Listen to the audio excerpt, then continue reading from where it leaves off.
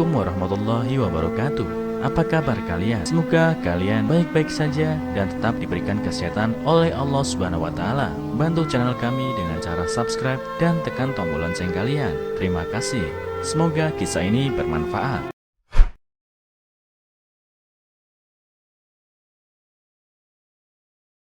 Ibunya diusir oleh istrinya dan terombang-ambing di jalanan. 9 tahun ia mendengar ibunya punya simpanan ratusan juta rupiah. Namun, sang ibu telah tiada saat ia menemuinya, dan uang itu Tung Tung yang tinggal di desa Fengshan di Tiongkok. Dia adalah anak durhaka. Ayahnya meninggal lebih awal. Dengan susah payah, ia dirawat dan dibesarkan ibunya. Setelah Tung Tung tumbuh dewasa, ia dijodohkan dengan seorang gadis desa bernama Ahmei. Awalnya Ahmei menolak, tapi daripada tidak mendapatkan jodoh, ditambah lagi usianya yang sudah cukup tua untuk ukuran seorang gadis di desa. Ahmei lebih tua 6 tahun dari Tung Tung. Akhirnya mau menikah dengan Tung Tung. Setelah menikah dengan Tung Tung, tampak jelas Ahmei tidak suka dengan ibu mertuanya. Ia selalu mengatai ibu mertuanya hanya numpang makan dengan kata-kata ketus, menyuruh Tung Tung suaminya bekerja mencari uang. Kalau tidak bisa mendapatkan uang, ia akan pergi dari rumah dan tidak mau punya anak-anak dari Tung Tung. Mendengar kata-kata menantunya dan demi kebahagiaan anak serta keturunannya, ibu Tung Tung pun memutuskan pergi dari rumah itu agar anak dan menantunya itu bisa hidup tenang. Tung Tung adalah anak yang lemah sejak kecil. Ia pun takut dengan istrinya yang galak. Ia hanya bisa melihat kepergian ibunya tanpa berkata apapun. Ibunya berjalan sepanjang malam itu, tak tentu arahnya.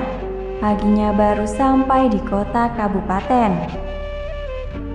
Nyonya Liu, ibunya Tung Tung, tidak punya kenalan atau kerabat di daerah yang asing ini. Dia juga tidak tahu mau kemana lagi. Sambil berjalan, ia tiba-tiba di kolong jembatan dan menjadikan tempat itu sebagai tempat tinggal. Saat lapar, dia terpaksa memungut sisa makanan yang dibuang orang atau mengambil pakaian bekas yang dibuang orang ketika pakaiannya sudah sobek, hingga akhirnya dia pun memulung sebagai mata pencahariannya. Saat musim panas, Nyonya Liu bisa tinggal di sembarang tempat, tapi saat musim dingin, apalagi turun salju, cuacanya menjadi dingin. Nyonya Liu terpaksa berlindung di bawah kolong jembatan dengan badan menggigil kedinginan. Beberapa kali dia hampir mati membeku saking dinginnya. Beruntung kebetulan ada orang yang lewat dan menghubungi panggilan darurat 120 setelah diselamatkan petugas dari apartemen bantuan darurat. Dari Departemen Bantuan Darurat tersebut, kemudian dibawa ke dinas sosial setempat dan menempatkannya di jawatan tersebut. Ketika ditanya alamat rumahnya dan bermaksud mengantarkannya pulang, malamnya Nyonya Liu diam-diam meninggalkan pos itu.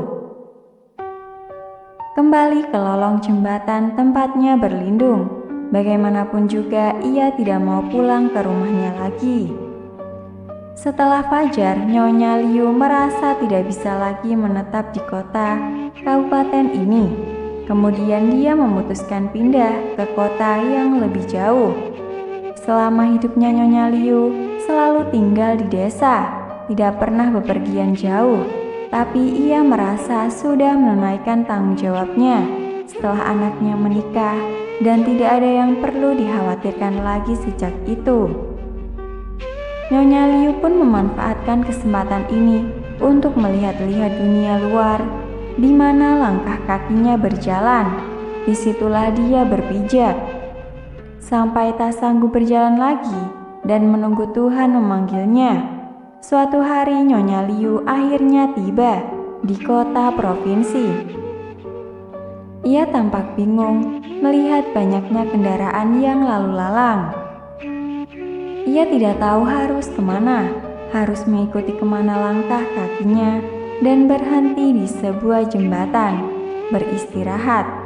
Di jalan ia melihat seorang kakek yang mendorong sebuah sepeda sambil menjajakan ubi bakar. Ia heran, ubi jalar di desanya biasanya untuk pakan ternak, tapi tak disangka di kota bisa dijual. Nyonya Liu menghampiri kakek penjual ubi itu dan bertanya, "Bang, ubi jalar ini bisa dijual ya?" Pak tua itu memandang sejenak Nyonya Liu, melihat pakaiannya yang compang-camping. Ia pun bisa menduga Nyonya Liu seorang wanita gelandangan. Kalau bukan karena miskin, pasti diusir anak menantunya. "Ya, kalau kamu tidak mau mati kelaparan, lebih baik jualan sepertiku. Lebih baik mengerjakan sesuatu daripada tidak sama sekali. Janganlah mengemis, itu tidak baik bagi kesehatan," kata Pak tua itu. Belakangan, atas bantuan kakek itu, Nyonya Liu pun belajar memanggang ubi jalar. Setelah tahu cara membuat ubi jalar panggang, si kakek kemudian membuatkan sebuah oven untuk Nyonya Liu, membantunya membeli arang dan ubi jalar segar. Dan setelah Nyonya Liu sudah bisa, Liu mandiri berjualan di jalanan. Si kakek baru pergi dengan tenang. Waktu berlalu dengan cepat. Dalam sekejap mata 9 tahun pun berlalu. Selama 9 tahun, Nyonya Liu menjual ubi panggangnya. Orang-orang yang membeli ubi panggangnya pun tidak pernah sepi. 9 tahun yang lalu, Nyonya Liu meninggalkan desanya. Tahun kedua, anak dan menantunya melahirkan seorang anak yang kini berusia 8 tahun.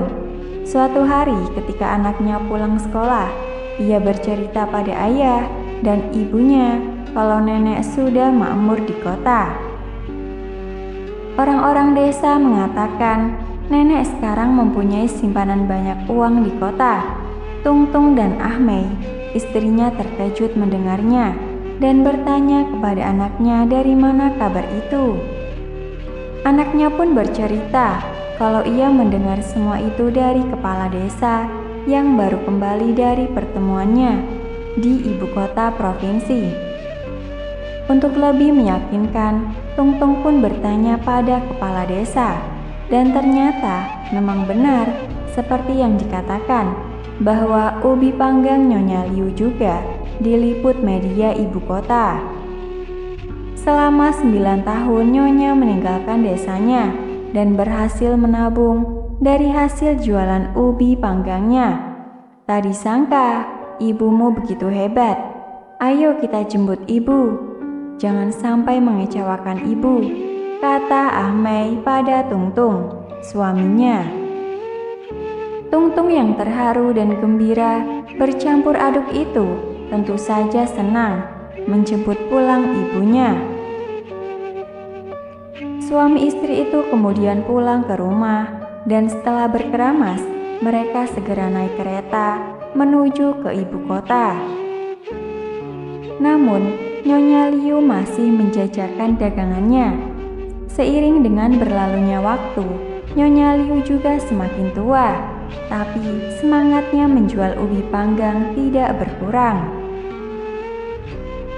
Menjelang malam, ubi panggang Nyonya Liu pun habis terjual. Dari balik dinding kaca, orang-orang masih bisa melihat Nyonya Liu di gerobak dagangannya.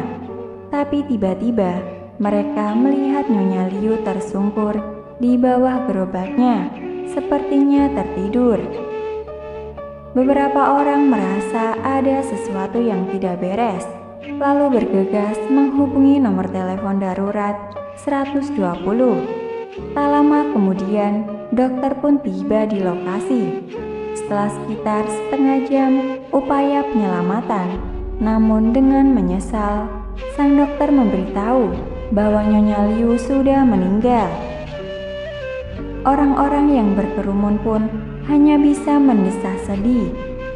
Tepat pada saat itu, Tung Tung dan Ah Mei tiba di hadapan Nyonya Liu, dan mereka tak percaya dengan pandangan matanya setelah mendengar kabar buruk. Hanya Tung Tung yang tampak meneteskan air mata setelah Ah Mei justru sibuk membalikan badan Nyonya Liu, mencari-cari tas sambil bertanya, "Mana tabungan ibu mertua? Di mana? Di mana? Siapa yang melihatnya?" Orang-orang diam membisu setelah tahu mereka adalah anak dan menantu Nyonya Liu, dan di antara kerumunan orang-orang itu muncullah seorang pria tua, yakni kakek yang pernah membantu Nyonya Liu dulu. Lalu berkata pada Ah Mei, "Kamu menantunya Nyonya Liu ya? Tidak perlu dicari lagi. Uang yang dikumpulkan Nyonya Liu selama ini semuanya telah disumbangkan ke Yayasan Amal. Total ada sekitar 516 juta rupiah. Semua uang itu disumbangkan untuk orang-orang tua yang dicampakkan, tidak menyisakan sepeser pun untuk dirinya sendiri, yakni Nyonya Liu." Puji Tuhan, benar-benar seorang yang baik hati. Terdengar gema pujian dari orang-orang. Sementara itu, Ah Mei duduk di atas tanah dengan kecewa, menghela nafas dan berkata, "Jauh-jauh kami ke sini, tapi tidak mendapatkan apapun. Mengapa? Mengapa? Mengapa tidak menyisakan sepeser pun untuk kami?"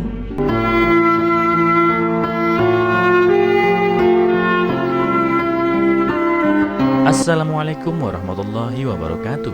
Apa kabar kalian? Semoga kalian baik-baik saja dan tetap diberikan kesehatan oleh Allah Subhanahu wa Ta'ala. Bantu channel kami dengan cara subscribe dan tekan tombol lonceng kalian. Terima kasih. Semoga kisah ini bermanfaat.